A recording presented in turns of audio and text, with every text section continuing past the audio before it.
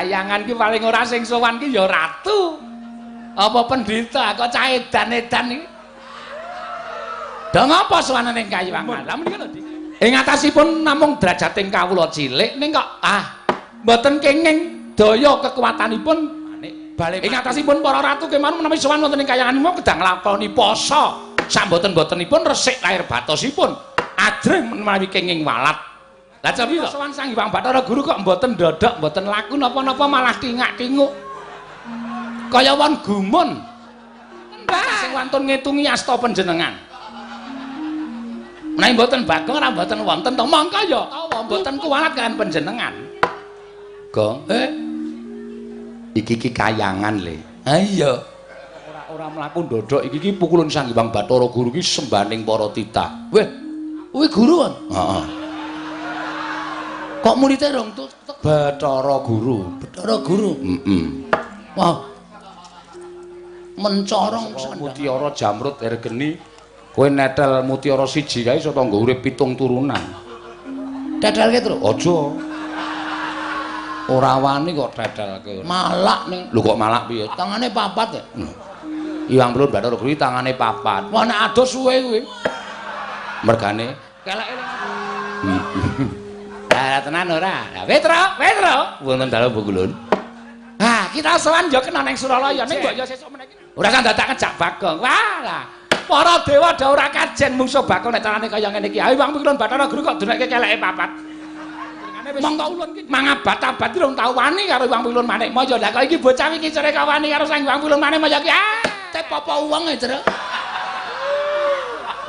Ya wong ya kok omonge tanpa pedhot. Hyang Ulun Bathara Antarada. Weh, iki apa? Heeh. Sing sok diomongke bapak kae lho. Wah, lagi iki kaya jog dengkul. Jog kowe pait. Bagong aja sembrono tak indak kowe. Gong. Ora ngawur to kowe iki. Kok njur arep ning Kayangan arep ngawur ora. Ana kawan wonten dawuh Ulun. Wani kurang geduga, Bagong. Dalem. Kita aja rame. Aku apa Wita? Kowe kuwi Wita aja rame. Kita ki kowe. Aku kita. Berarti aku nek munggah Kayangan jenengku ganti kita. Ora ya tetep Bagong ning celul-celulane nek nyebut kowe iki kita. Wah, ngerti ora melu aku mumet aku nek carane. Kata-katane iki beda karo nggone dhewe. Ulun isih gedhe palimarma ulun marang jeneng kita. Aja gawe geger. Mengko mundak kita kena walat. Aluweh. Kowe kuwi lho, kita jare Bathara Guru kok ulun. Iki ora rampung-rampung mung perkara cah. Mocap edhek siji iki. Ulun ki aku. Nah, berarti ulune loro to. Kae ya ulun iki ya ulun. Kitane mung aku tok. Petro kanthong bolong. Padha rejo sak prapta kita. Weh, kowe ya kita, Tru. Wis to. Kowe iki menengo sik. Aku tak wangsulan sik. Wah, ora denger ya, ora paham. Angel nang kene iki ditelusuri kata-katane iki angel. Wis wangsulan, Tru. Nonamit pasang Kalimantabe dinebine iki lho duni dumawing tawang tuwak. Itu manuk Ulun. Nering sambi kula sowan kula tebih saking Rubeda kepareng kula ngaturaken sembah pangabekti kula kunju. Iya Petro ulun tampa, ora liwat pangestu ulun tampanono ing kasantosan. Petro kantong bolong padha raja saprapta kita. Nggih, Pukulun Narada wilujeng bekti kula kunjuk Pukulun. Ya ulun tampa kalya. Ora liwat pangestu ulun tampanono ya Petro. Kula pundi nggo jimat paripe dayana ing kasantosan. Panakawan Bagong padha raja saprapta. Pukulun kita sowan ring sambi kala. Kepaneng kula ngaturaken bekti kula kunjuk ngersanipun paduka ulun. Lho. Ora dong. Salah apa bener? Salah. Ngawur. Hyang Ulun Bathara Guru. Hyang Ulun Bathara Gulu. Guru kok gulu. Ketrikel ilate. Ya Bagong ora kita kuwi atmajaning Kakang Ismaya. Mula ulun paringi pangapura. Sanes Pukulun. Lho. Kula niku anake Semar dudu anake Ismaya. Ismaya iki jenenge bapak iki ya isi Ismaya. Wah, nek ngono aku ora kendang. Si Es. Bagong Padhararja saprapta kita. Wah iki lakone iki. Pangestunipun Iwang Pikulun Narada. Nering Sambikala. Iya. Wah, caedan tenan ra. Wis dewa ora kajian iki. Padhararja saprapta kita. Pangestunipun Iwang Pikulun Bathara Indra wilujeng. Bagong Padhararja saprapta kita. Sapa Indra? Bathara Indra. Kowe nggon film kae apa? Udu. Dono Kasino Indra. Iki bedewa ya. Wah, kowe tak tendang modar. Tak tendang genti kowe. Ora ngerti kok arep ditendang Indra. Oh nggih pukulan Bathara Indra. Bekti kula katur nggih pukulun. Iya. Ulun tampa Bagong prayogakna. Nun nggih sampun mboten kirang prayogi. Petruk. Pukulun Yama Dipati wilujeng. Oh iki bahaya lho, Gong. Hah? Iki bahaya. Iki sing tukang jabut nyawane titah. Iki wak mburi ya. Bagong Padhararja sapraptamu. Sapa, Tru? Yama Dipati. Iwang Pikulun Yama Dipati wilujeng pukulun. Iya. Ampun dicabut. Ora. Mang neng kemawon mengke rak. Boten sah dicabut. Iya. Bagong iya. Nggih. Edan tenan kok. Ngono e. Tak nengke wae biasane. Petro Kantong Bolong Padhararja sapraptamu. Pangestunipun pukulun penyarian wilujeng bekti kula. Pangestu tampanana. Nggih. Bagong Padhararja. Sapa ki, Tru? Penyarian. Oh, Pak Carik. Udu. Pukulun penyarian. Ayo ki nang kelurahan Carik to? Ora, sing nyateti apa-apa. Sekretaris maksudnya? Pukulun penulisan wilujeng bekti kula konjo pukulun penyarian. Iya Bagong. Ngene iki. Lho, kok guyung apa? Sampeyan yo mesem kok. Berarti aku nang kene iki entuk masa. Wah. Pukulun penyarian ketoke seneng nek aku ngomong terus iki. Iya ning iki ning kayangan kok ndak nek Iwang Pikulun Bathara Guru ngendika Bagong oke dadi cacing. Iso dadi cacing tenan. Waton ora ketemu wong mancing lho. Ha iya. Wong mancing cilaka aku ambeng ditemleki nggon pancing cemplungke banyu diseret karo wader. Wader ya apa? Rara. Dalem Pukulun. Ana wigati apa kita sowan? Apa saka karsanira pribadi? Apa pancen diutus dening wong atuamu Kakang Ismaya? Menawi lepat diagung pangaksami. Tebah Siti Sekul binunteling ron klapa. Apuran ta mbok bilih wonten lepat kula nggih kula munjatur sa paduka Iwang Adi Pukulun. Petruk kaya ora dadi ngopo? Matur sembah nuwun. Ndungkap angka kalih sowan kula wonten ing kayiwangan menika sayekti mboten saking kajengan kula piyambak. Namung kula menika dapur dipun utus. Sapa ingkang ngutus? Ah nggih Bapak Semar. Inggih Kyai Nayantaka. Ya Sang Hyang Ismaya. Nuwun sewu malah sakmangke kula badhe nanjihaken. Kondange ngakeh padha nyebutake nek Sang Hyang Ismaya niku nuwun sewu kadangne sepuh niku janjane niku napa ming cerita napa asli. Iya pancen nyata. Kakang Ismaya kuwi kadangku tuwa. Weh bener, Gong. Bapak iki jebul kakangne Bathara Guru. Ngopo bapak dadi kere ning jagat ki? Ngerti ya dadi dewa, malah mulya dhewe ya ora kedungsang-dungsang. Kakane Bathara Guru kok ngere ning Karang Kadempel mangan intip kaya banyu. Dikopyok ning weteng. Mamane paling ora roti ya ta. Ning bapak ki wis seneng ngono kae kok. Wah, Semar ki pancen aneh. Nggih, nah ngaten kula ngaturaken panuwun. Lah, dene wigatosipun kula bapak menika bingung. Bingung perkara apa? Bapak niku janjane mung kepengin duwe kajat nggih menika bangun desa. Semar menika kepengin bangun. Lakone Semar bangun desa iki. Wis dibedhek ora, aku iki senengane mbedheki ngono iki kok, Gong. Soale wis saking kerepe. Iki nek ora nah iya, ndak padha karo ning YouTube. Ngendi? YouTube. YouTube ki sapa? Bakule bakmi. YouTube ki ten YouTube ora. Lajeng lho kok lajeng kowe iki ngopo? Sing ngendika kono kok. Iya. Salahe do ora omong, aku omong dhewe. Sak banjure piye? Bapak bangun desa menika kok mboten bangun perkara papan sing magrong-magrong, papan sing becik, sing apik, utawa bapak niku pengen bangun omah sing wah luar biasa menika mboten. Ning kersanipun bapak menika mbangun lair lan batin. Panggesanganipun para kawula, uripe para panjenengan masyarakat Karang Pradesan menika supaya mundhak ya bab tetukulane, ya bab nggone gotong royong menika supaya sengkut gumregut mula bapak kepengin bangun desa sumados mujudake desa ingkang sae inggih menika desa Karangkadempel. Inggih sampun menapa kemawon mergi sak mangke menika nadyan sampun sae ning ibarate aja kok banjur marem mergo kahanan sing wis ditingkatake lan diundhakake supaya luwih monjo lan luwih kabiyawara. Iya Petruk. Nggih. Nek teng pundi-pundi bedaning panembah, bedaning kapitadosan menika dados sarana cecungkran. Ning nek teng Karangkadempel mboten. Karangkadempel menika bedaning panenggiling kerukunan antawisipun setunggalan setunggalipun. Sing siji ngurmati panembahing sing siji ngurmati panembahing sing siji. Mula Karangkadempel niku arang-arang padha regejegan. Anane ming sayuk rukun marsinamatan daya dinayan tunggal cek mujudake setunggiling desa ingkang kaloka tinimbang desa liyane. Lah terus niate Semar napa? Tentrem aja kok ming tekan Karangkadempel tok.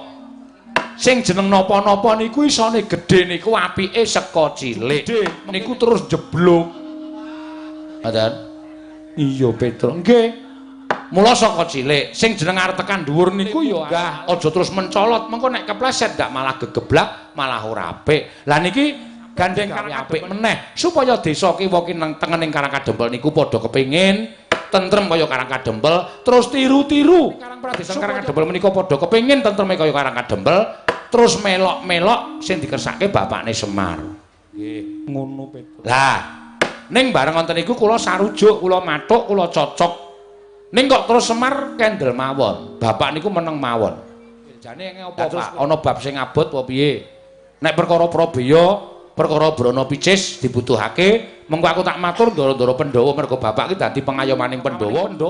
Nek ora duwe ya nyuwun karo para Pandhawa. Ora Petruk, aku ora duwe niat mbangun perkara iki nganggo srana Prabeya ora. Ning kabeh masyarakat arep tak cangketi atine. Ayo to didudah rasane tresna karo bumi wutah gedhe ya kuwi Karangkadempel. Dadi ora usah nganggo Prabeya. Bangun desa nggo Prabeya niku entekke dhuwit, bangun tanggul, terus diborongke. Lah niku tegese entekke dhuwit. Ning masyarakate supaya sayuk, sayek, saeka kapti, tetunggalan apik dienggo dhewe, iki becik awake dhewe sing ngrasake. Mula ayo bareng-bareng padha dibangun. Nah ngoten niku karepe bapak. Terus kuwi becik banget. Nggih. Ning kok bapak niku paring pangandikan. Bapakmu paring pangandikan. Srana iki bisa lancar, srana iki bisa rancak. Kabeh para kawula sak Karangkadempel bisa ngrasakake ayom. Waton syarat sranane kaya sing nalika aku ngimpi kelakon, Truk. Bapakmu ngimpi apa? Bapak niku ngimpi methik Sekar Jambu Dipa Nirmala kalih Pelem Pertangga Jiwa. Niku sing abot teng mriku niku. Bapak niku ngasipun Sekar Jambu Dipa Nirmala kalih Sekar Pelem Pertangga Jiwa. Mongko Jambu Dipa Nirmala Pelem Pertangga Kayangan. Lah terus kula cancut, saiki gareng piye sing tuwa? Sagu munggah kayangan ora? Gareng sambat nek awake lara kabeh. Nek kon munggah kayangan mboten iso mergo kayangan niku munggah gunung Himawat sing dhuwure ora karo-karuan. Dalane menggak-menggok lan sak piturute. Iya, nggih. Gareng ora gelem kula saguh. Ndilalah kok Bagong ya saguh. Ha to, Gong? Heeh. Arep kula karo Bagong walu tekan mriki ora bareng. Kowe metu ngendi to, Gong? Serungga. Oh. Kowe metu Parangtritis mesti ngono ta, Tru? Heeh. Nilai losmen to kowe? Ora. Ora ya. Wah, kowe iki napak tilas. Napak tilas dengkulmu melocot lho lah. Senengane aja sok buka wadine wiyaga-wiyaga. Ngerti kok aku. Aku mula emoh. Aku liwat Serungga. Ah iya. Arep mampir none Simbah malah gerah. Ya ora apa-apa. Lah sabanjuripun sampun Bathara Guru menika wonten sukalelaning penggalih sakmangke paring ogungan.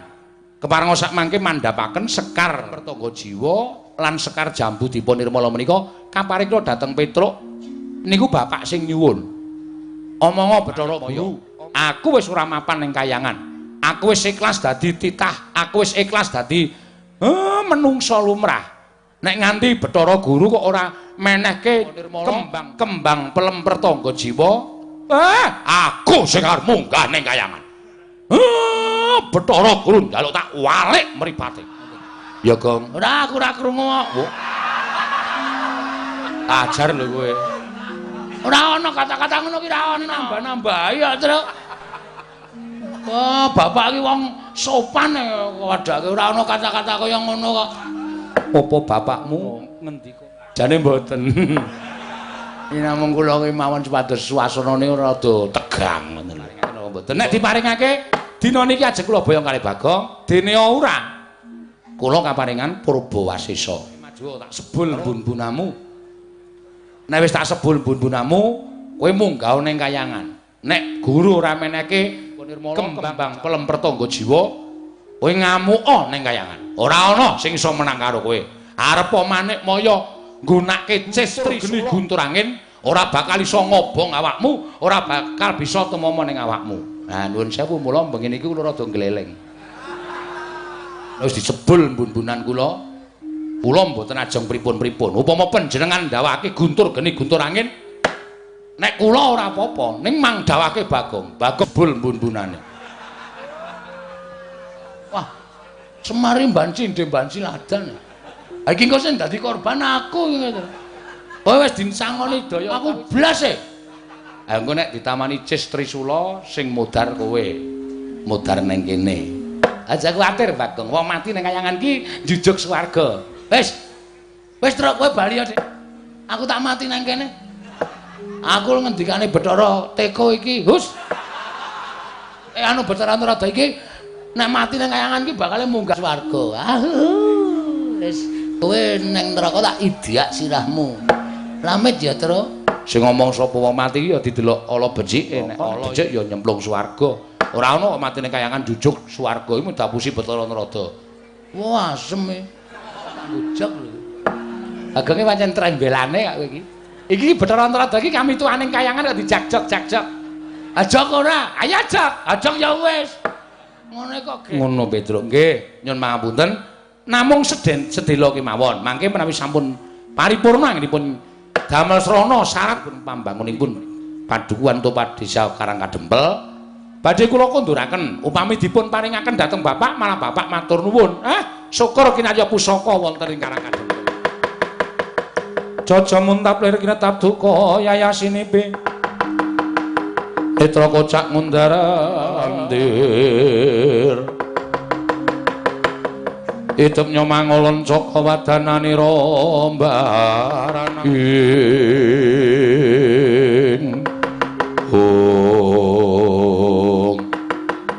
Kakang Rodo kados ndara dase tadi.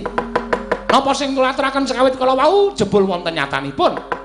Kula mun jatuh sebab ora duwe niat apa-apa ya kiwa tengening Pandhawa serati ning Pandhawa. Lah dalah nyata. Petruk sowan njaluk kembang pelem Pertangga Jiwa, kembang jambu dipun nirmala. Monggo Purbawasesa nasta paduka Dipramsi Bathara Guru dipun paringaken menapa mboten? Paringake ya kudu iso nundung Petruk nek diparingaken ya.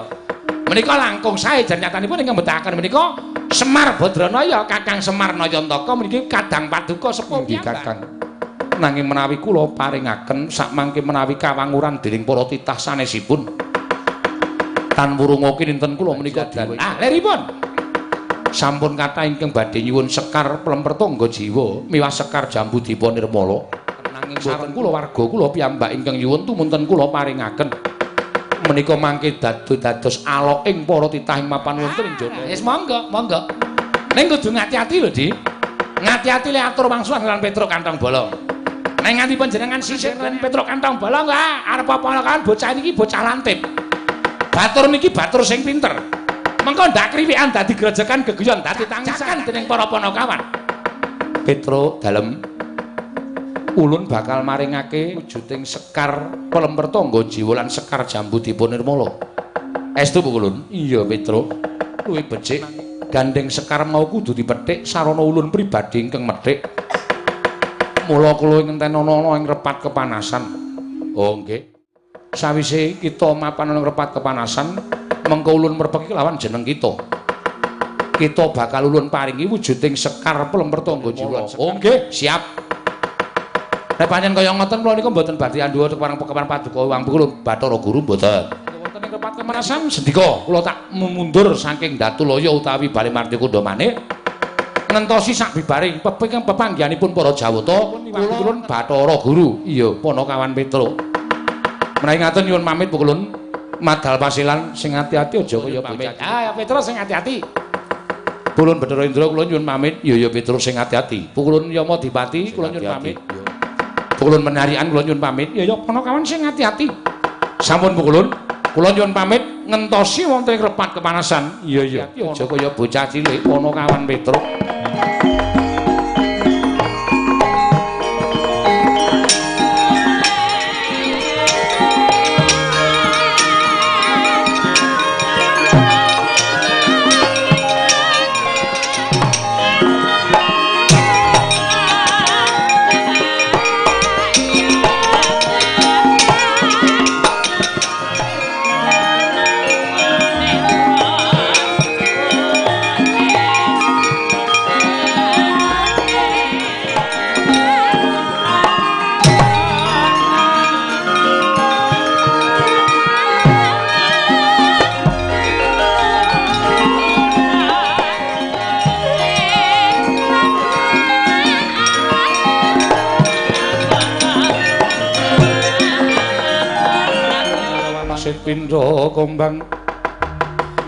Pindha kombang ngajaping tawang susah angin ngendi gone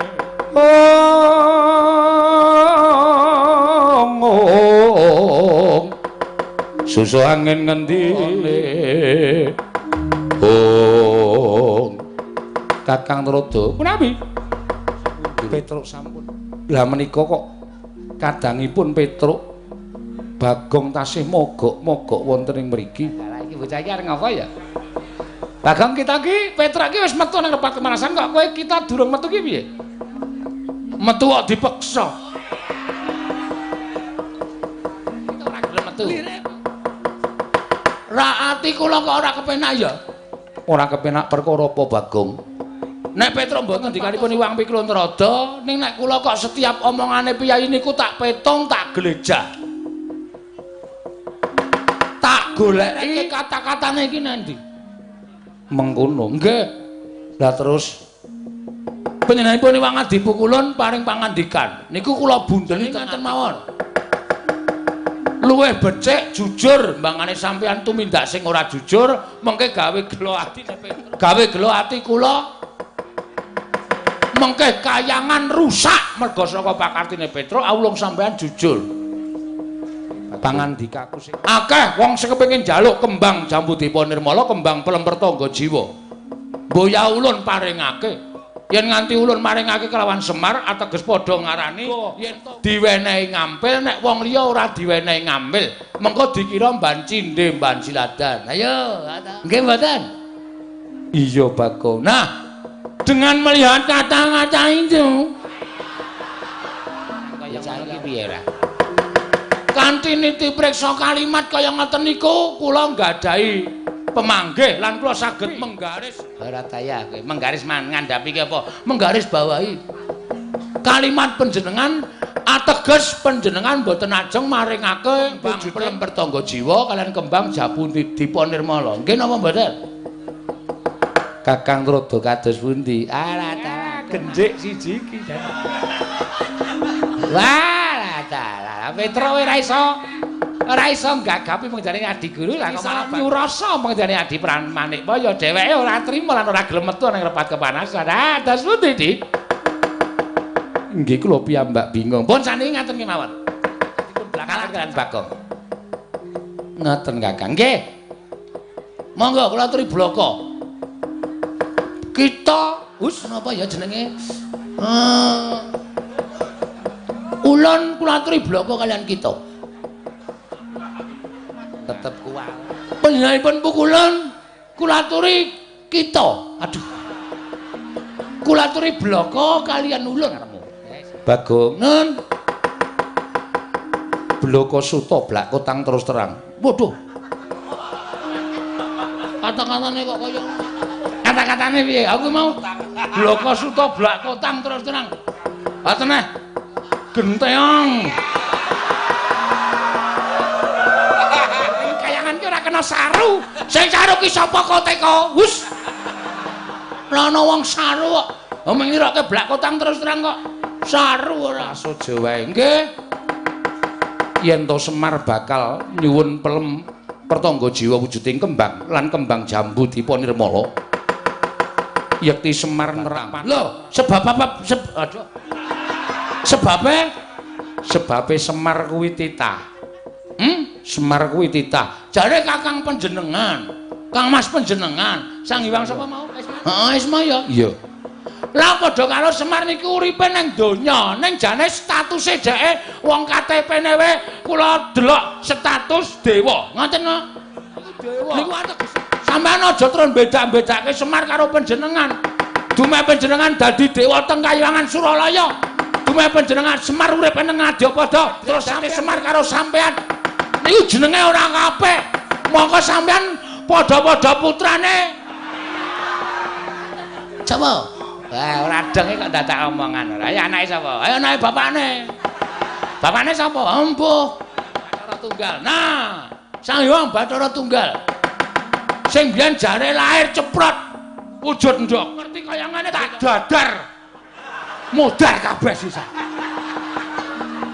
Pak goreng kei Lombok ora ana Bathara Guru. Ora ana Teja Mantri. Mlebu nang wetengku kabeh. Wah, cakok nekate kaya ngene lho. Iki nang Kahyangan kok nekate sak penake dhewe iki piye? Ora bakal maringake.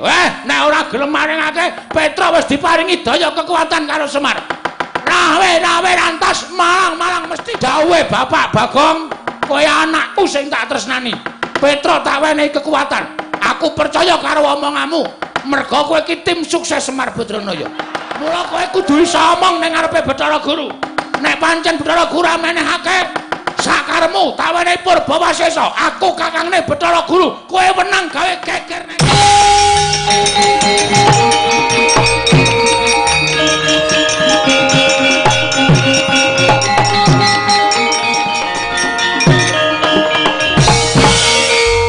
Bung Mas Tunama sidam sekaring bawra langgeng.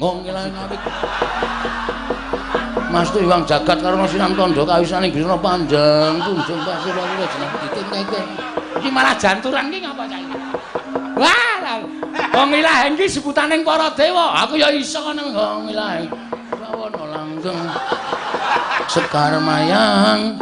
Wah, isih kelingan lagune Gomblo. Kowe lah pukulun tepangane. Sembok ora caturan ora. Aku ngerti lagune ora. Iki sapa iki? Bathara hati-hati. Nek musuh liyane kita kena sembrana ning bocah iki ndugal kewarisan. Ngerti ta kowe kedadiane Bagong iki saka sapa? Mula Bagong kuwi ndugal kewarisan ora senjata tawa, ora tau kena walat, ora tau kena apa-apa merga Bagong iki dumadi saka ayang-ayangane Semar. Weh. Berarti aku duwe anake Semar. Kita kuwi kancane Semar ingkang dhisik dhewe janjane pancen Petruk karo Garengke luwih kalah tuwa lawan jeneng kita. Oh, diterana gajule sirahe tenan. Kok digajuli sirahe ora kualat tuaku kok. Bagong. Nun. Ulun Bathara Indra. Ulun putrane Bathara Guru ingkang angka catur. Angka papat lho. Iya. Perkara mbarep karo ragil kuwi dudu perkaramu. Putrane Sang Hyang Manikmaya kuwi pirang-pirang sasat Jawata iki putrane panjenengane kabeh. Wah, edan. Luar biasa. Ora kabeh. Apa ora? Musuh Bagong ki omongan iso ditekuk-tekuk ora. Kuwi jenenge nyarai. Ana apa? Apa gunane ana BKKBN? Penyuluhan keluarga. Kena ngapa Bathara Guru anake pirang-pirang. Kuwi teges ora iso dadi patuladaning para titah. Dawuh karo para titah, cukup dua saja. Apa itu? Ha iki kok anake sing nganggo papat. Sendra, iki gek apa? Aku ditonyo, aku tiba ndene ngenengi teko, tumplak kabeh. Ora dojok kabeh semono. Wah, lah terus sumuk malahin aku. Gagas Bagong malah keringetku dileweran ora karo-karuan. Ini karo Kanjeng Rama Pukulun. Mergane Rama Pukulun? Lho, Rama Pukulun ramamu apa piye? Mulai wong dipukulun tumindake ora jujur kok akon karo Petro. Ning jebul panjenengane arep blenjani karo Panakawan Petro. Monggo Petro iki kakangku. Sing dikongkon karo bapak ki werna loro anake Semar siji Petro loro Bagong. Nek Petro utawa pengendikaning para dewa, Bagong sing iso glejah pengendikaning para dewa. Mula wektu dina iki kula njaluk keterangan sing gumathok. Nek ora dikake Sekar Jambu Dipanirmala, Lena Pangen jamu penek dhewe. Lho. Nek dipenek dhewe apa enek wae. Aku kulino nyolong. Nah, penek tak yok. Gogrok kabeh kembange. Aja ngawu gawan ngawur. Ya wis men.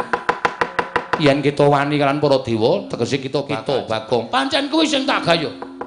Urip ngopo bendina mung bayar kreditan wae. Esuk 2000, awan 2000, sore 2000. Uripku ki wis rekoso. Ciduk. Lah ciduk kok dikredit iki bangetan ora. Ya men sak karepku. Sedeng rusak urung lunas ya wis ngrekoso malah uripe. Tunggu ning repat kepanasan. Mboten. Kula tetep ajeng nyuwun keterangan. Diparingke napa mboten?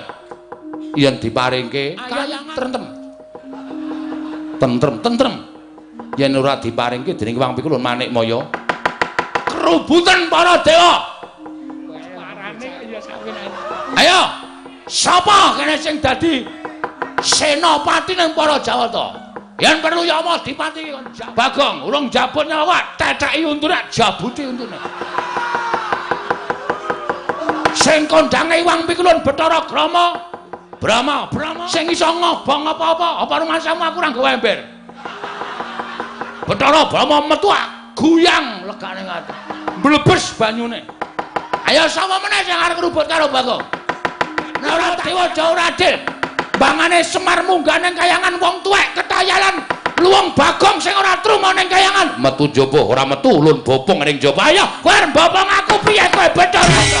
Aku wis metu nang repat kepanasan kok kowe jek keri ning Suralaya kok. Ngopo e?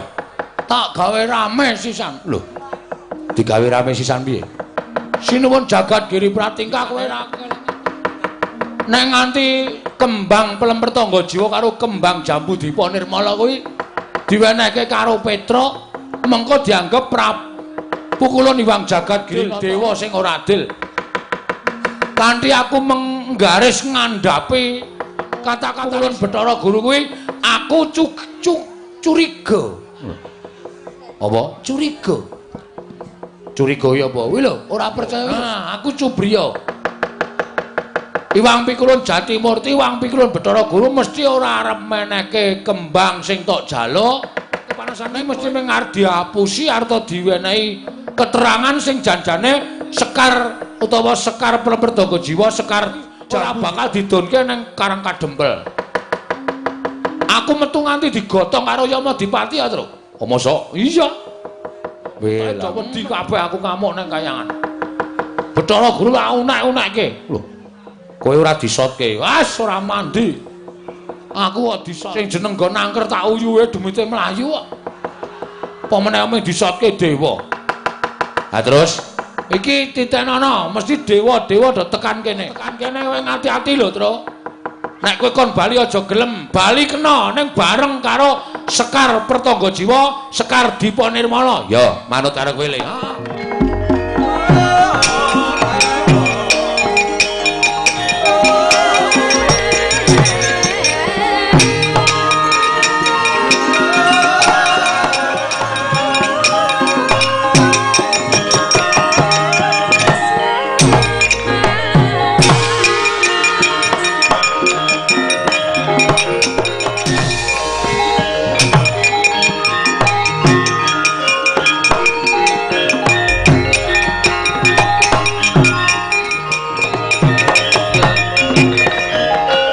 Nututi lamun katututan lamun mangsa prawira digdaya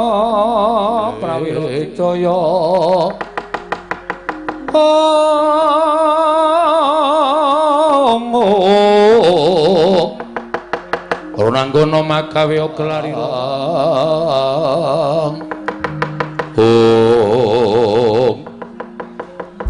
bener kandamu Igong. Kandhane kok iso ngapusi jebul raming menungsa dewa ya sok ngapusi. Ha iya.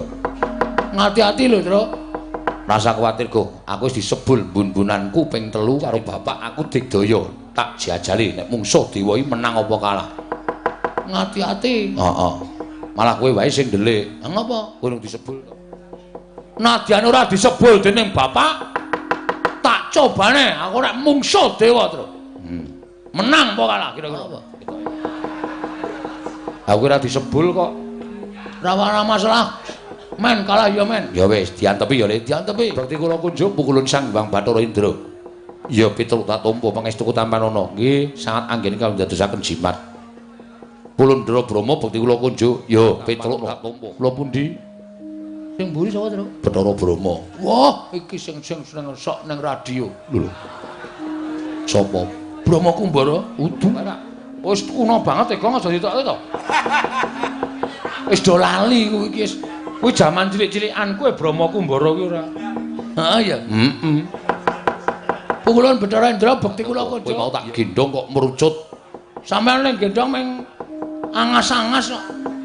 Ora serius. Kula obah wae tiba terus mlebu melih teng Suralaya. Iya. Nggih. Terus dibopong karo Kakang Pukulun Bathara Yamadipati. Ah nek nika sambegan aku. Nanti tekan riki niki Bathara Brahma bekti kula kunjuk. Ya Bagong tak tampa. Pangestu ulun Tampanana. Nun nggih sangat anggen kawula dadosaken jimat. Saya ya terus tak golek bae Brahma wae dewaning geni nek ora disiram engko ndak. Ora murup genine ade cilaka. Rasa. Aku wis jebul mbun aku ping 3. Rasa kuwatir. Katosipun ngemban dawuh timbalaning Wang Pikulun Jatimurti ya Rama Pukulun Sang Hyang Jagatnata. Petruk dina iki kowe kon bali. Ngandel ora. Sekar pertangga jiwa, sekar Dipanirmala ora bakal diwenehake marang kowe. Merga kuwi kembang kayuwangan.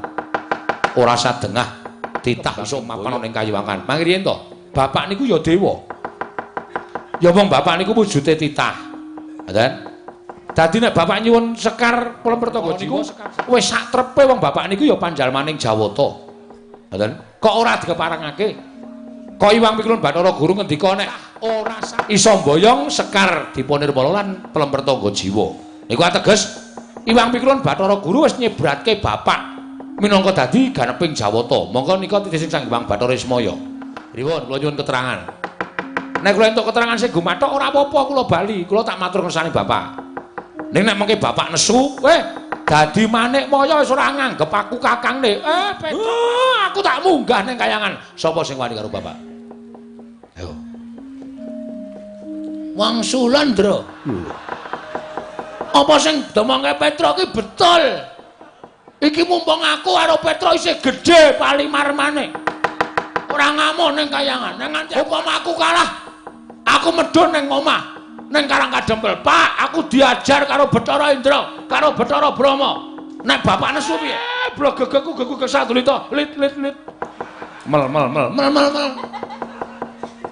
Indra karo Brama kok ngajar anakku tersayang. Ora suwe le dadi dewa, munggah ning Sulendra Bawana, munggah ning swarga Dahana, ngubal-ubal entut mudhar.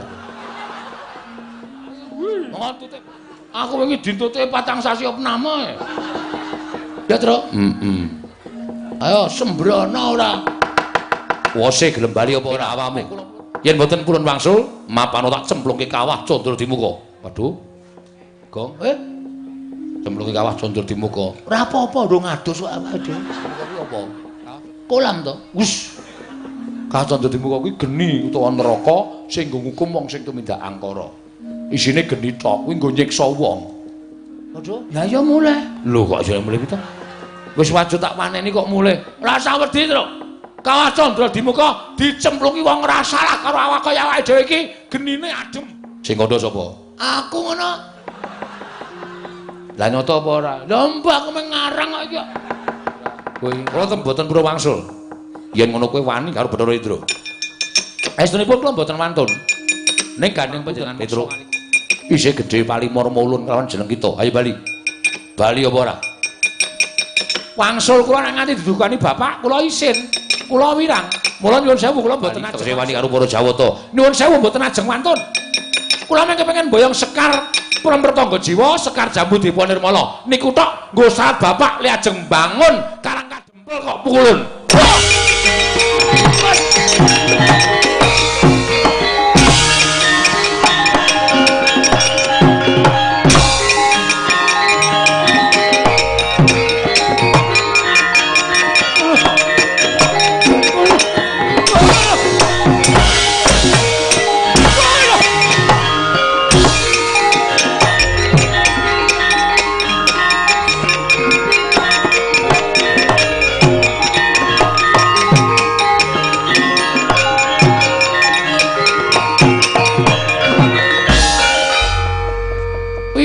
Jane wis disebul ndase. Oh, Kang. Wah, Semar ki ngapusi. Semar ki biasane sok omong ngono lho. Gedhekke atine anak ning jane ra ono apa-apane. Ah jane wis disebul sirahmu, kowe iso digdaya ngungkuli dewa. Ah dantem Bathara Indra kok aduh mati aku. Waduh gedrawasan aku mati. Ah piye kowe? Kok aku isih ngrasake lara e. Wah, wis. Ya mulai ya ajare Semar. Lho. Lah ngopo? Ngapusi kok. Nyatane musuh dewa ya kalah kok. Kok tendangane. Aja kok kae bapak kok. Bapak piye? Ha terus piye njaluk bantuane sapa? Wis. Ha kowe? Terus. Kowe wis sing disebul Semar wae. Aduh mati aku. Apa meneh aku sing ngurung disebul? Diantem pisan iso almarhum. Oh ya, nganggo pikiran kok nek omong ki. Aku ora nganggo kekuatan apa-apa kok kon mungsuh para dewa iki terus maksude piye? Petruk, aja mlayu.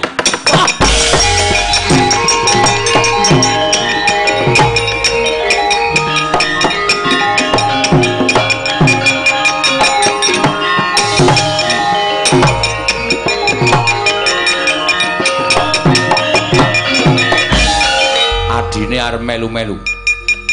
Kowe arep ngewangi karo kakangmu, iya. Arep ngewangi karo kakangmu. Ayo wani karo Bathara Brahma.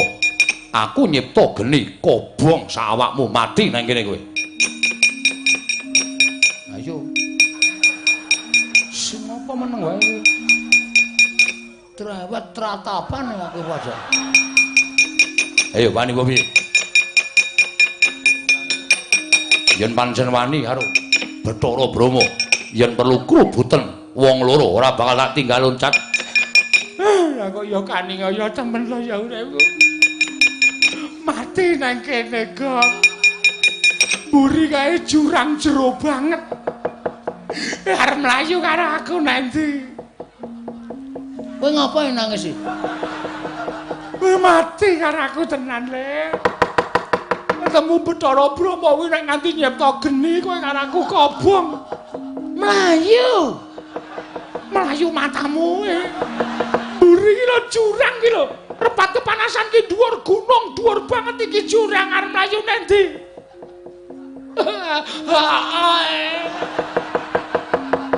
Ngene kowe yo nangis. Yen pangapunten Bu Kulon. Kula sing nyunaken pangapunten Petruk.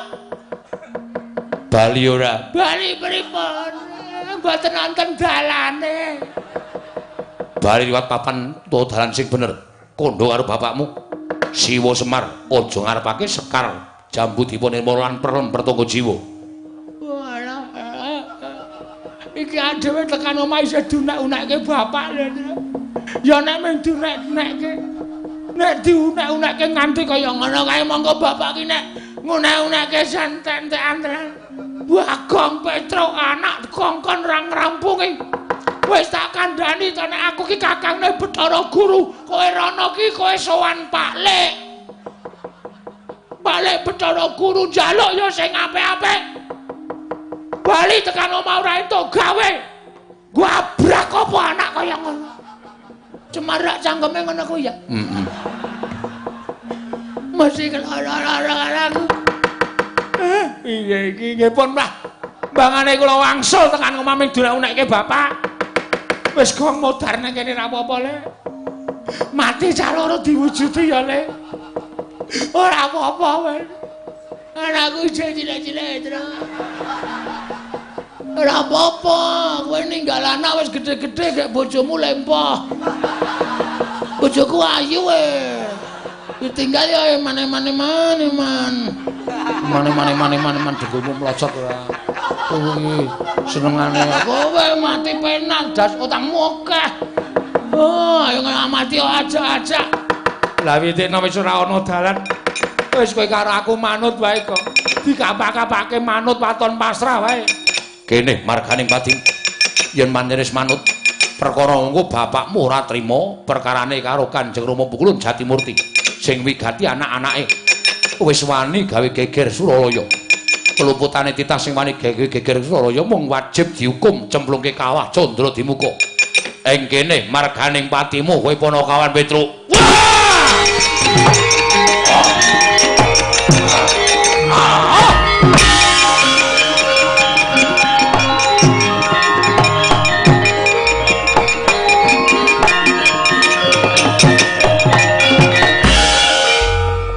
Sapa Gong? Kancamu apa? Kaya kancaku sing parkir nang ngimo giring kae, Tru. Rambutnya ya rewo-rewo ngono kae. Ning kok gereng ya, Gong? Hah? Kok gereng ya? Buta kae le. Hah? Buta? Lho sapa ya, Tru? Mengko Pukulun Bathara Kala. Engko nek Pukulun Bathara Kala kae mung duwe pamrih kae mesti. Ngewangi kowe engko nek dewane kalah kabeh, Petruk, Bagong, aku luwe. Kowe dadi panganku, modar. Mati meneh. Piye to iki kok ketoke ra penak terus to, Gong? Kowe iki lek gawe sanggit piye, Truk? Awake dhewe kok ngrekoso terus ki piye to? Wis rasa dadak. Piye-piye kalah cacak menang cacak buta kae tututi takoni sapa, Gong? Yo!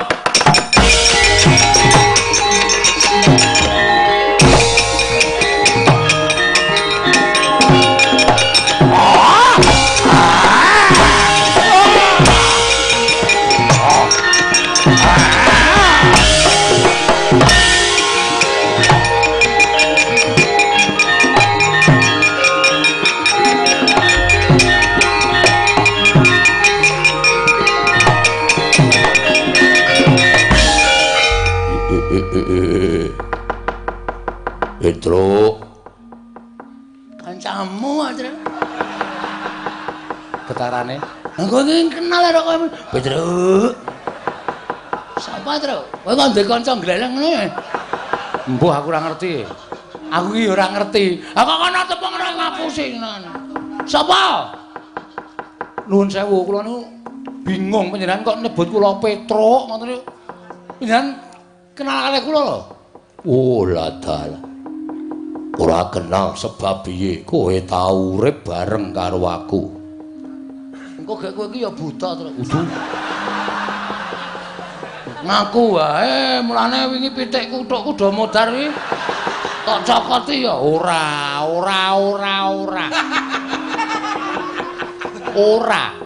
Kok kancamu buta-buta kaya ngono. Medeni truk ora. Iki lho ana buta teko truk. Nganggo kopiah. Ya wis ben mengki wae ora. Petruk. Aku ora mentala krungu penangismu mula aku mudhun saka Karang Kawidodaren. Lho. Widodari kudu sik to meneng to. Meneng sik. Apa-apa tok saut. Iki ben omong sik, engko ra dhewe jelas, ora apa-apa disaut. Lah kamu nih, aku mudhun saka Karang Kawidodaren. Masa widodari bentuke kaya ngene? Aku didhawuhi dening dewa supaya njaga Karang Kawidodaren saka bangsaning jim diunggahake dadi bangsaning dewa. Jim Gong. Oh, wis rasa takoni paham aku. Sapa? Iki nganu iki Jim dan Jum. Kayak serial TV lah. Coba itu. Petro, Nun. Kowe tau urip bareng karo aku ning jamaning Jim. Sadurunge kowe dijaluk dening Semar, kowe nyegat begal karo Semar. Diduduti awakmu. Kowe mbiyen dudu Petruk ning jenengmu Raden Pecruk. Walah. Begawan Solontara. Iya. Aduh. Matur nuwun, Pak.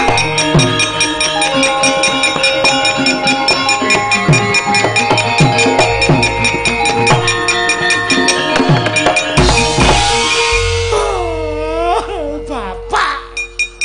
Iya.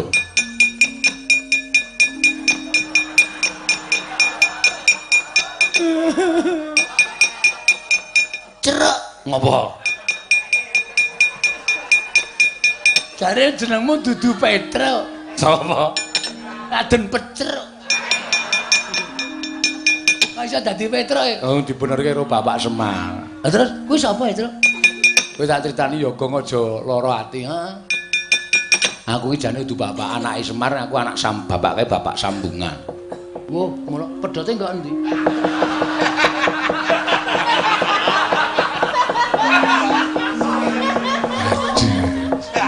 Maksudnya Bapak Sambungan ki aku ki mbiyen dopeni karo bapak. Tegese bapak angkat ki nek carane Jawa Bapak Sambungan. Mengkono. Heeh.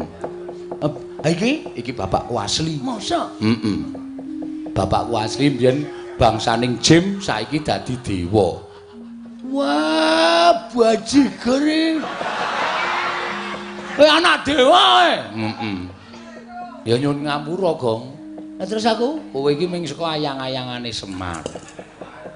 Bapakmu ya ora ana, mbokmu ya ora ana, dumadi saka ayang-ayangane Semar. Sing nyipta mbiyen ya Iwang Pikulun Spada Wenang utawa Iwang Pikulun Asih Prana. Oh, tepung aku karo Asih. Asih Prana. Marse apa Asih?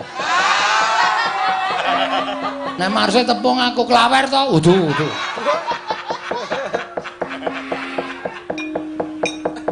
Bagong kowe aja lara ati apan aku bapakne Petruk, aku Begawan Solontara. Saiki ngalih jeneng Gandharwa Raja Bali. Weh, lah ora tau pulang. Iya. Gandharwa Raja Bali iki jeneng kok ora tau pulang. Matur suwun Pak, sampeyan pun ngerti kali penangise ati kula. Petruk, Nun, kowe aja wedi. Aja kowe leren nggonmu njaluk sekar Belemper Tangga Jiwa Jambu Dipa Nirmala lan aja rumangsa kijenan ning kayangan ingkang sejatine gegayuhane bapakmu mau becik ya mung Iwang Pikulun Jatimurti sing kesasapan tumindak sing ora prayoga yen ana dewa sing arep gendhak sikara karo tak singkirke aja melu-melu.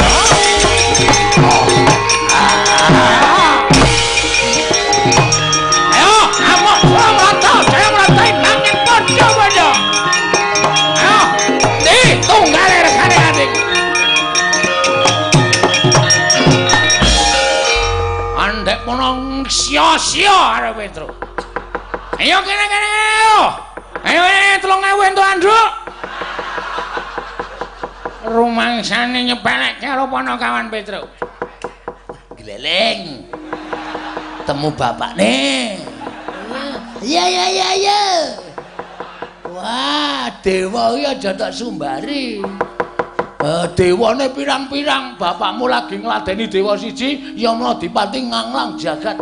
Ayo, slebdul modar.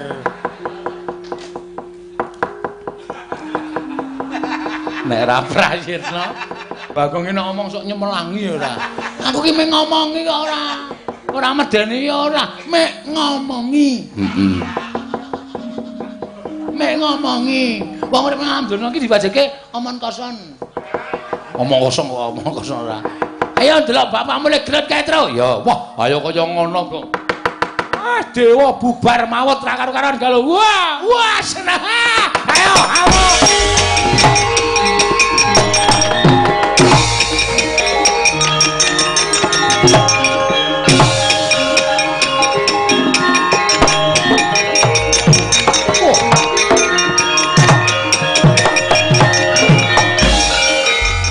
Bandarwaraja Bali Salantara. Nggih, pukulun kula ingkang abdi.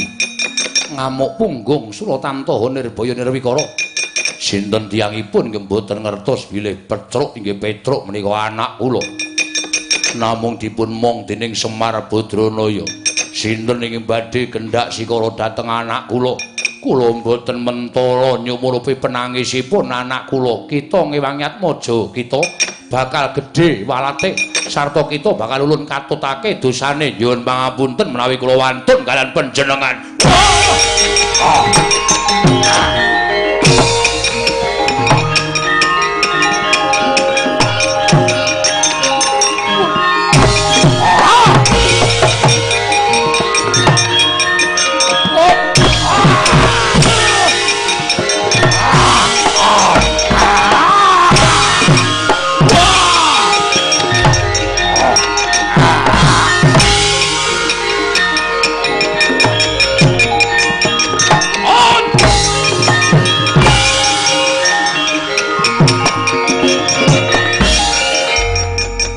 Salantara pukulun Yamadewati ya kowe ngorak-arik para dewa ora minggat jebol nyawamu mangsa bisa ngrawat tinjung akhirat nyawamu. Monggo Ratri Medjaya dateng pun Bandarwaraja Bali.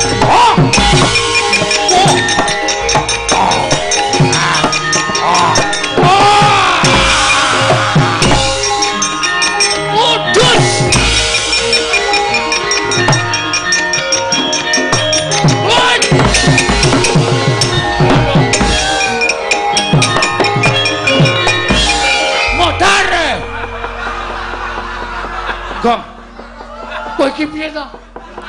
Kok iso? Tok jupuk nyawane, lak pejet kala mendinge. Lah sebabe bapakmu dijabuk nyawane to? Apa nglekar kaya apa? Ning wis iso tangi meneh. Oh ya syukur. Ya Madipati iki piye iki? Nyawane nendi? Aku ora weruh. Ngene nganti ora ana kowe dukani Wangkulun Bathara Guru.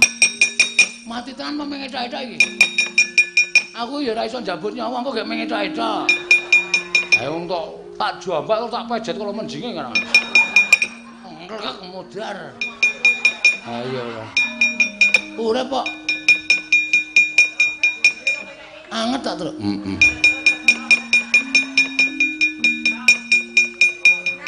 Aduh, oh urip.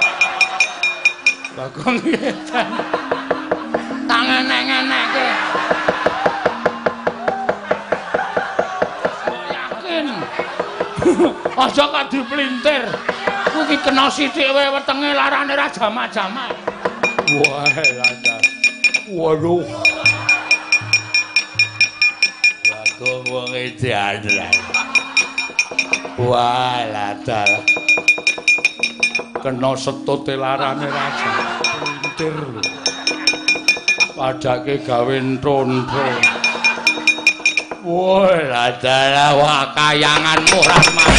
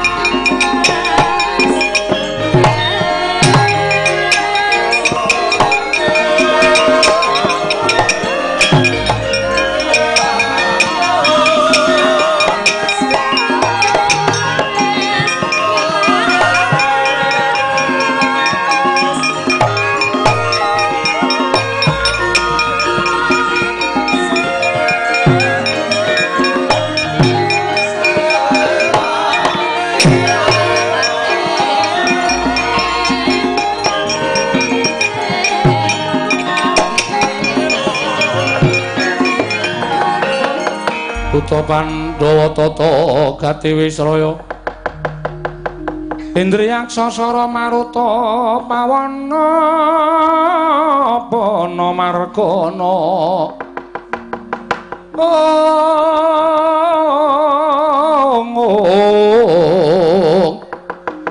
Samirana lan warayang wisikan magulingan limo.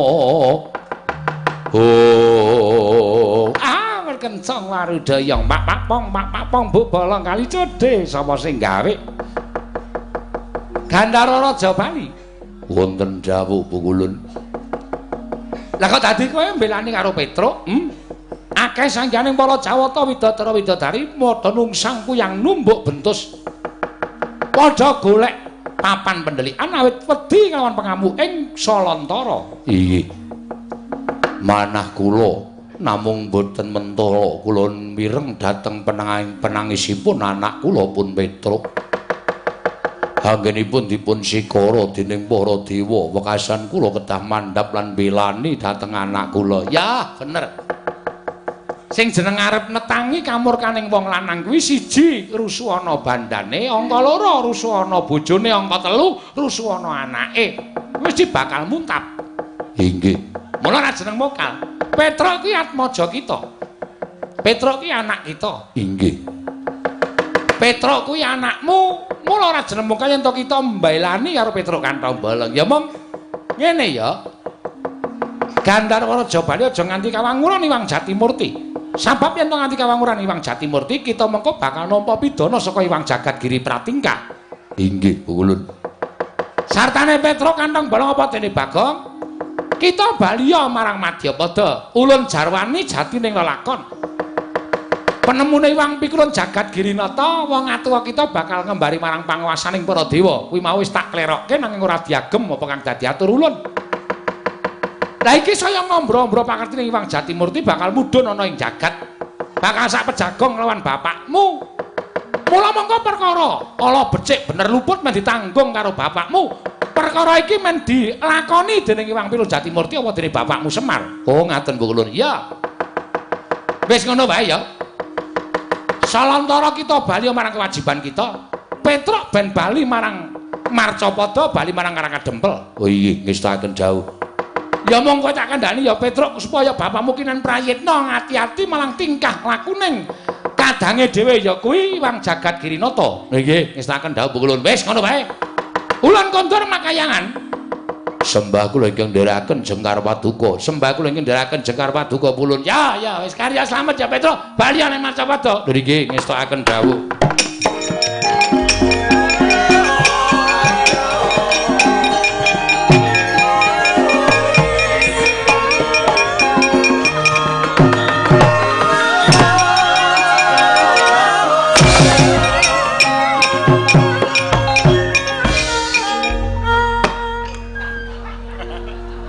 Iki nek ora gawe geger ngapa ta?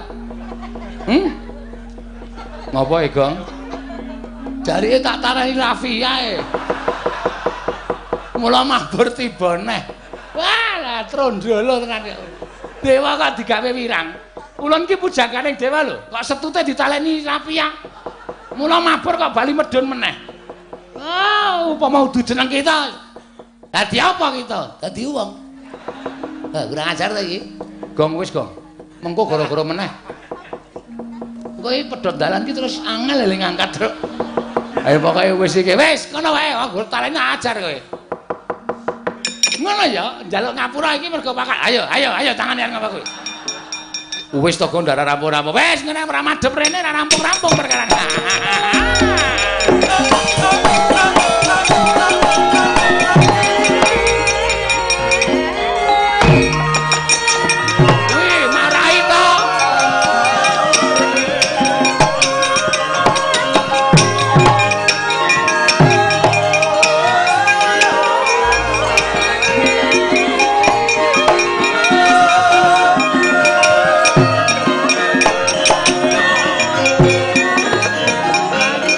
Kuto Pandhawa tata gati Wisraya Siang nyoma wingis tuta mangolir gua sela mangling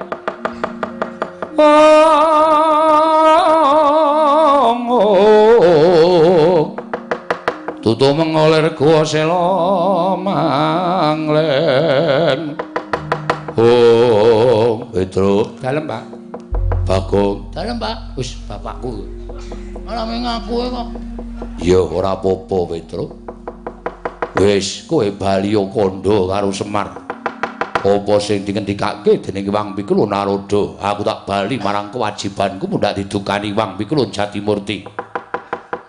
Jeng napa malih nggih Pak ketemu kalih kula niku kangen kalih Bapak. Sok yen ana sing njaluk lakon Semar bangun kayangan Petro. Wah, kok malah diomongke lho.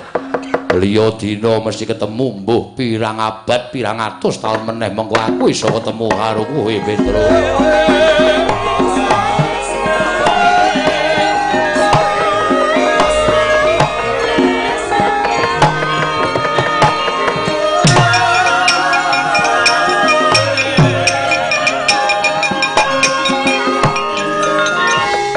Pandhita kang nyare wangsit pindha kumbang ngajaping tawang susuh angin ngendi nggone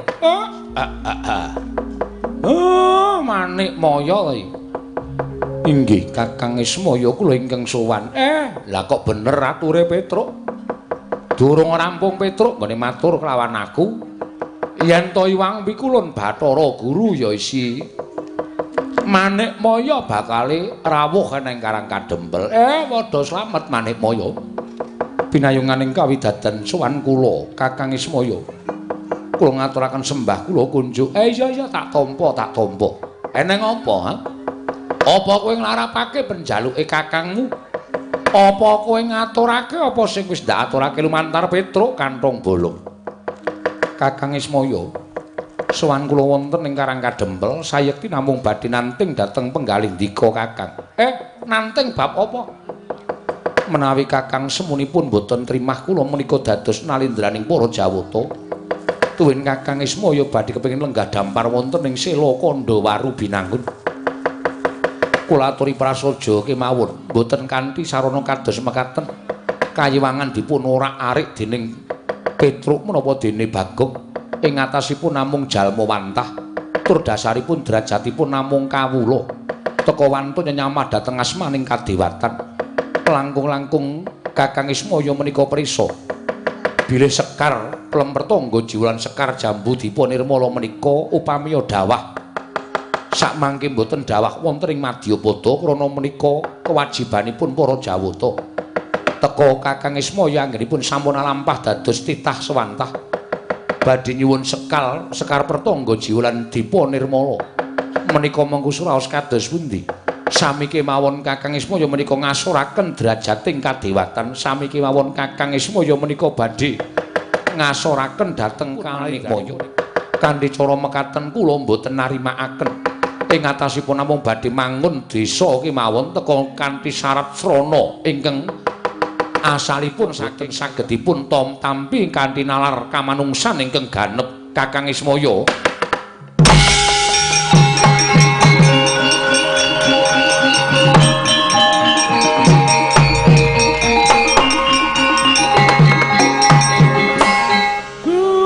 Lah kok tekan semono nggonmu mikir, Upama aku kuwi gelem dadi dewa, upama aku gelem dadi Jawata ning kayangan, mestine ora kowe sing dadi ratu ning kayangan. Ming eneng loro, antaraning aku apa Kakang Teja Mantri. Ning kowe mesti pendak-pendak ngluputke dulurmu tuwa, pendak-pendak ngluputke aku. Niatku rak mung kepengin bangun desa. Desa iki ada parane saka Kayiwangan. Aku malah tok senggo areng ngembari marang panguwasaning dewa kuwi terus aku kuwi apa coba aku tak takon. Aku kuwi rumangsane ming titah. Wondene ana sing ngelokke yen to Semar kuwi titi sing Ismaya, monggo aku ora rumangsa dadi titi sing dewa. Lehku dadi menungsa ya tak lakoni kanthi ikhlas. Aku ming kepengin duwe niat apa pancen adiku lanang ki isih eling karo kakangne apa ora. Ing atase aku ki ming nyilih utawa kepengin njaluk wujuding kembang saka Plempertangga Jiwa lan kembang saka Jambu Dipa Nirmala. Mongko kembang kuwi ora saben-saben ming pisan nggone tukul ning bola bali merga Plempertangga Jiwa lan Jambu Dipa Nirmala kuwi pangananing para dewa. Saben ngembang tukul dadi woh kuwi dadi dhaharaning para Jawata. Lah kok dadi aku ming nempel pisan wae, malah mbok arani sing ora-ora, malah mbok arani sing werna-werna. Dadi kira aku ngembari marang panguwasaning dewa, mbok anggap aku pengin dadi ratu ning kayangan. Wah, ora Guru, ora Manikmaya. Nadan uripku kaya ngene iki aku wis urip tentrem, nadan uripku ming sarwa sekeng. Aku wis kepenak. Nah nyatanipun Kyai Semar utawi Kakang Ismaya nggadahi sloga ing kados mekaten. Apa aku kleru? Apa aku luput?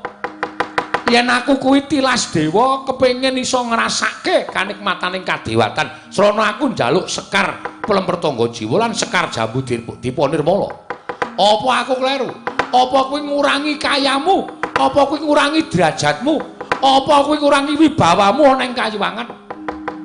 Lah nek kowe duwe pakarti kaya mengkono kuwi janjane ora kok perkara aku njaluk Sekar Pertangga Jiwa lan Sekar Jambu Dipanirmala sing marai wibawamu asor, ning merga gedhoanmu, merga kelakuanmu sing kaya ngono kuwi. Kowe wong cethil, kowe dewa sing ora iso andum karo kulawargamu kowe Bathara Guru.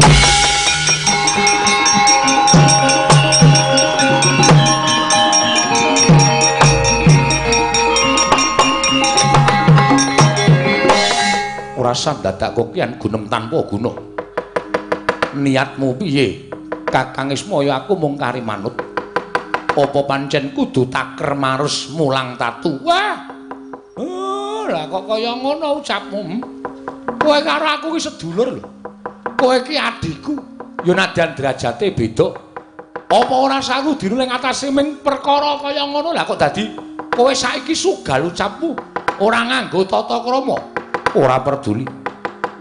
Kena tau pamake lamun Ismaya isih urip ana ing jagat, ora bakal langgeng Manikmaya nggone dadi Nalindra. Sarta ora bakal tentrem nggonku dadi dewaning para dewa mangreh para titah ana ing Janaloka. Mula wektu dina iki ora gelem urungake kersaning Kakang Ismaya. Rupak wani, jembar wani, padangane wani, petengane apa meneh setan alas kowe. Waduh.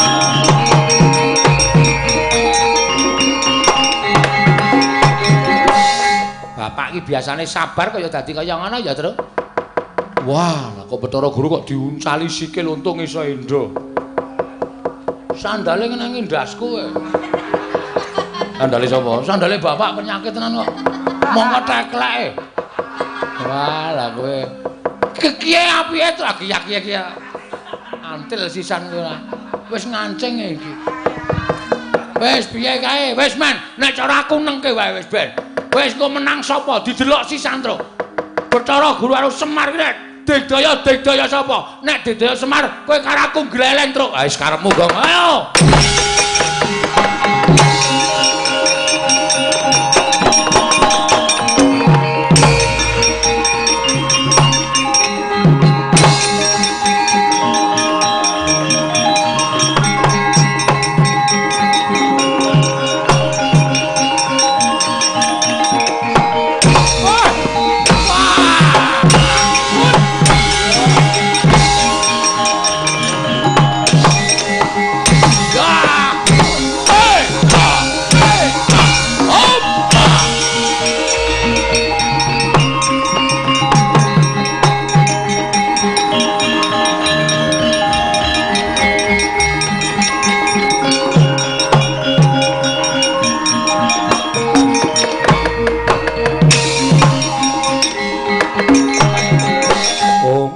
Nama sidam skaring bawana langgeng. Mula ta mula Kayiwangan hawa panas ingkang kagila-gila. Jebul Manikmaya nerak pacak nerajang perbatang. Ismaya ora bisa meper mubal babaling kanemurkan. Putulun. Putulun sakarone padha sirepen kamurkan kita Putulun.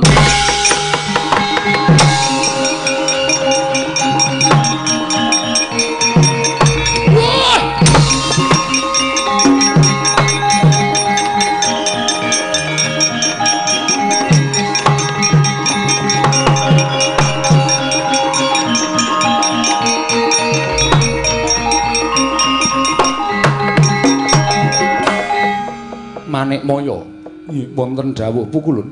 Ismaya, kula ingkang mestine sira kuwi tinemu werda. Nggih. Kita tinemu tuwa, kudune bisa meper mubal babaling kanepsun. Manikmaya, kita ingkang tinemu taruna aja gampang kebrungut marang panyakra bawa ingkang mboya bener. Ismaya kuwi wis nerima tansah nampa marang apa ingkang dadi kewajibane nggone urip ning alam padang minangka dadi pamomong. Lah kok dadi mung kepengin wujuding Sekar Pelempertangga Jiwa lan Sekar Jambu Dipa Nirmala. Teka kita malah ndakwa kelawan Ismaya ingkang ora-ora. Sinenggusi Ismaya bakal ngembari marang panguwasaning para dewa. Manikmaya. Lamun nduk nalika semana kita kuwi ora tumbak cucukan kelawan pukulun Bathara Tunggal, ya wong atuwa kita sayekti ingkang dadi nalindra ning Kayiwangan dudu kita nanging antraning loro Semar Upawata Teja Mantri. Nanging gandeng kita ingkang satemene duwe niat kepengin dadi nalindraning para Jawata, wekasan kita adul-adul kelawan wong atuwa kita Sang Hyang Tunggal. Wekasan Ismaya lan Teja Mantri kudu nandhang papa cintraka kaya mengkene iki merga saka pradul kita kelawan wong atuwa kita. Apa isih kurang nggon kita nyengsarake kelawan kadang-kadang werda kita Manikmaya. Waduh, Truk. Ana cah cilik gleleng ya, Truk. Ah kok gleleng misah Semar karo Bathara Guru ki. Semar ya ndodok nglumpruk.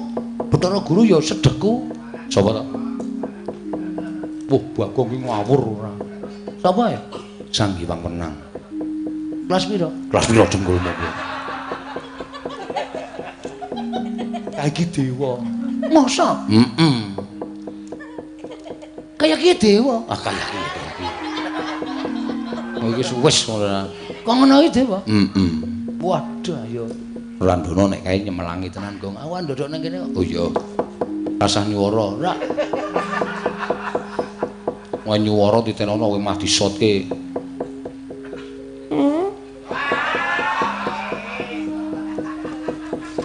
Bagong iki pancen setan ora.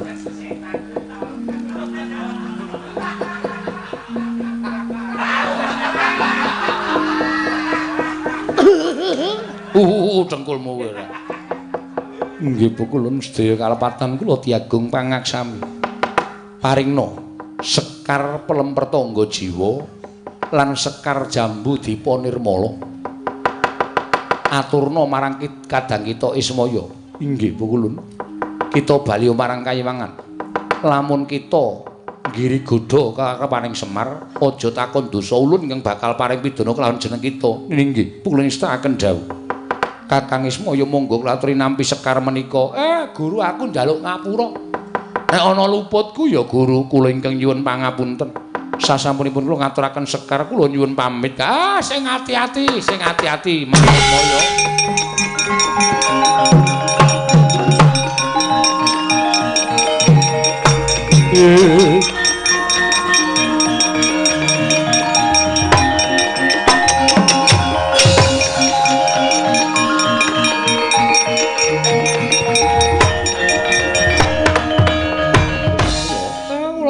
Dawuh nyata nadyan wujud drajating Panakawan graitane teka kita bisa weruh kelan kahanan ingkang saknyatane. Nggih Sekar Pelempertangga Jiwa lan Sekar Jambu Dipa Nirmala iki krana uncating dewaning Boga Sang Hyang Pikulun Bathari Sri ingkang mapan lan cumandha ning Kayiwangan dina samengko wis kundur marang Praja Ngamarta.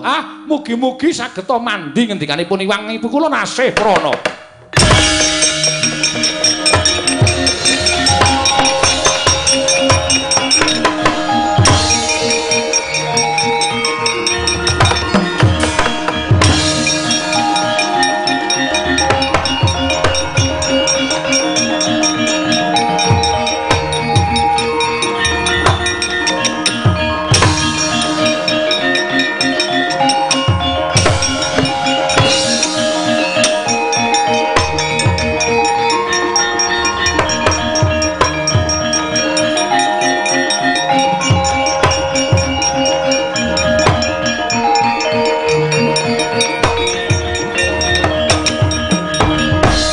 Marika den mrayitna semuriris Semorire seka balik titiyane Kakang Semar.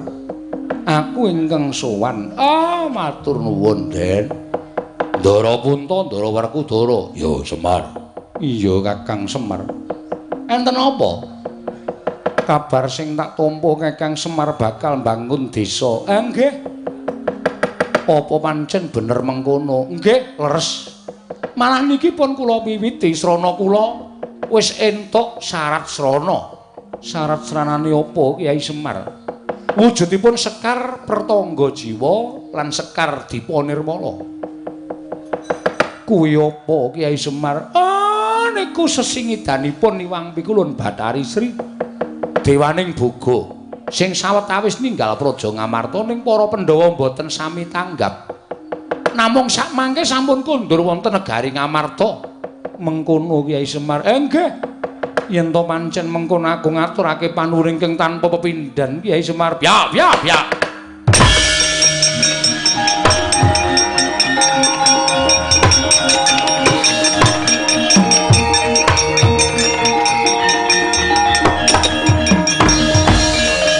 Petruk ngapa? Matur ngersanipun Bapak Semar. Iya. Sewu lepatan Diagung Pangaksami. Ora dadi ngopo. Amit ngaturaken tebah Siti Sekul. Binuntuling koron klopo. Apun ta mbila wonten lepat kula inggih krungu jatur sanipun Bapak Semar. Iya, gak wis. Nalika semanten kula jagi wonten tapel wates. Tapel wates ngendi? Karangkadempel.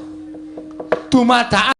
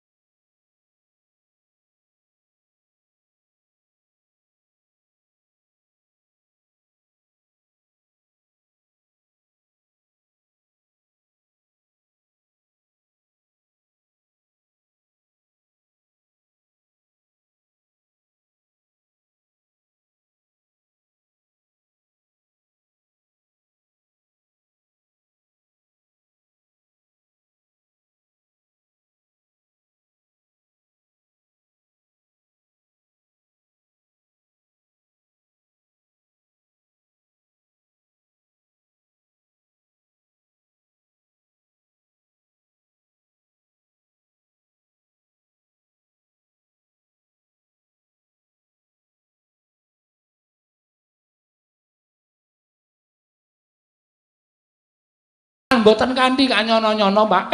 Nang apa Petruk? Wonten buta ngamuk punggung Suratamtaha Nirbaya Nirwikara. Goleki sampeyan jarene endi Semar? Grak-grake sing jeneng Semar Badranaya. Werkudara Janaka aja kaya bocah cilik.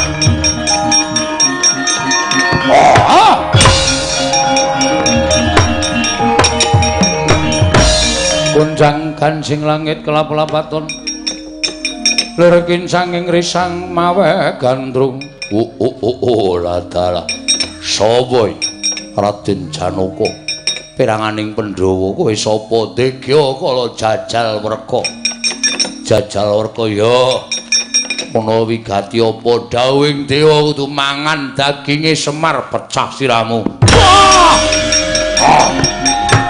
Ayo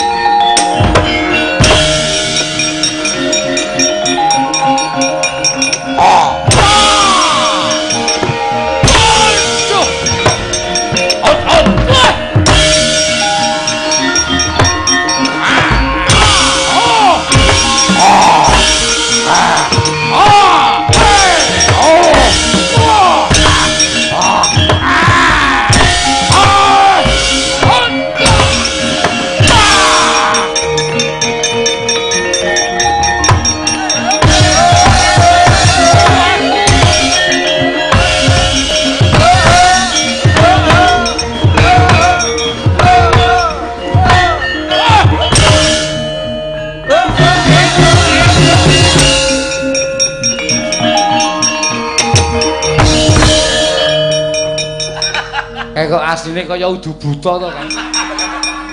Wong kudune tandung tang tang nundun tang tandung tang tang nundun tandung tang tak jleng dadak nek guntak kok ngene kok tang tang nundun tang tang nundun kok ora rampung-rampung. Kaya ora ngerti budaya. Kaya ora ngerti jem-jeman. Oh, randake Semar ora.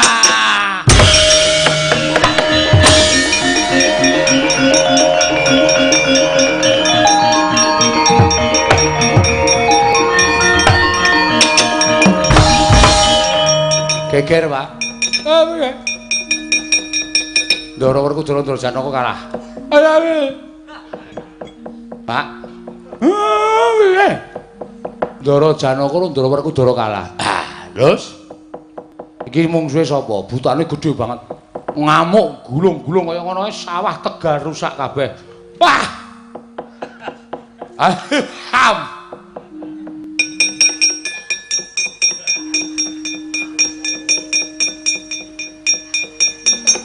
Oh, demet ki. Turu to.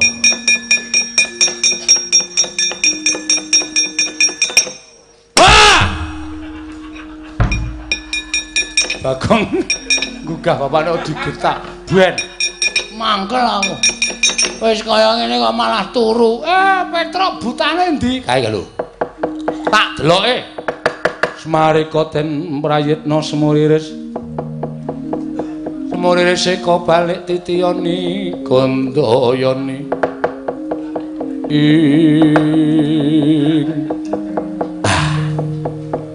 Buta kae ora galak. Ndara Werkudara dicokot Durjana kok dicokot ora galak iki. Kae mungsuhe Sinuwun Puntadewa. Terus Sinuwun Puntadewa kon nyembah buta kae. Kon pasrah pati urip. Mengko rak buta kae kalah. Apa iya, Pak? Domongi kok.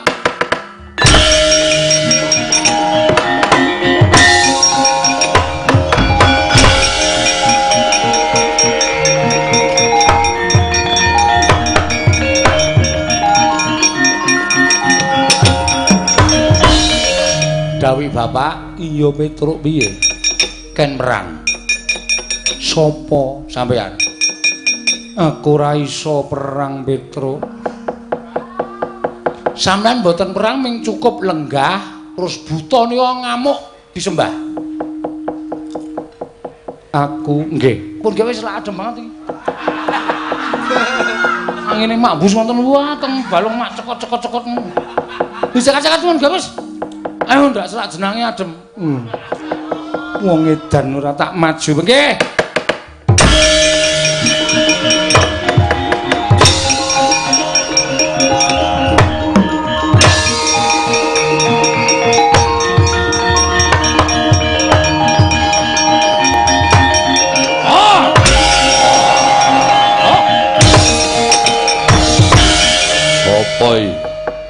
Prabu Puntadewa. Kowe sapa? Aku Jajal Werka. Jajal Werka. Iya. Ayo ndi Semar Badranaya. Tak cekel bakal tak nggo ganjel isi ning wadukku. Jajal Werka yen to pancen arep mateni kelawan Semar